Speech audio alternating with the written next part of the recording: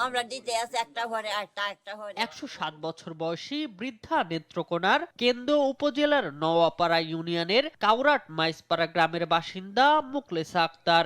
স্বামী ইব্রাহিম ৩ ছেলে ও ১ মেয়ে রেখে অনেক আগেই মারা গেছেন। অভিযোগ উঠেছে প্রভাবশালী প্রতিবেশীরা তাদের বাড়ি সংলগ্ন ৭% জায়গা দখলে নিতে দীর্ঘদিন ধরে নানাভাবে অত্যাচার নির্যাতন করে আসছেন।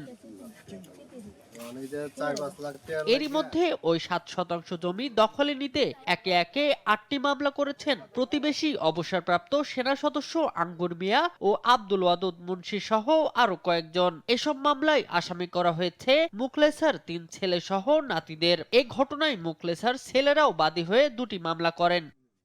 আঙ্গুর মিয়া আব্দুল ওয়াদুদ মুন্সি সাহেব এটা কোনো প্রকারে মানতে পারতেছে না। ওদেরকে নিরহ মানুষ হয়ে ওদেরকে হয়রানি, নির্যাতন, মার, দূর অনেক কিছু ওনাদের উপরে চাপিয়ে পড়তেছে।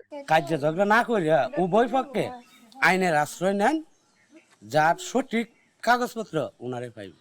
বৃদ্ধার ছেলে ও নাতিদের দাবি বিরোধপূর্ণ জমির বৈধ কাগজপত্র তাদের নামে রয়েছে এবং তারা নিয়ম অনুযায়ী নামজারি সম্পন্ন করেছেন। মামলা দিতে আছে একটা ঘরে একটা ঘরে।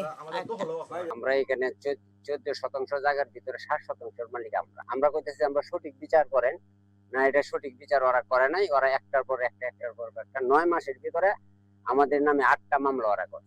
অপরদিকে অভিযুক্ত আঙ্গুর মিয়ার পাল্টা অভিযোগ জমিটি তাদের পারিবারিক মালিকানাধীন, তবে ভুলবশত সেটি বৃদ্ধার ছেলে নূর মোহাম্মদের নামে রেকর্ড হয়ে গেছে।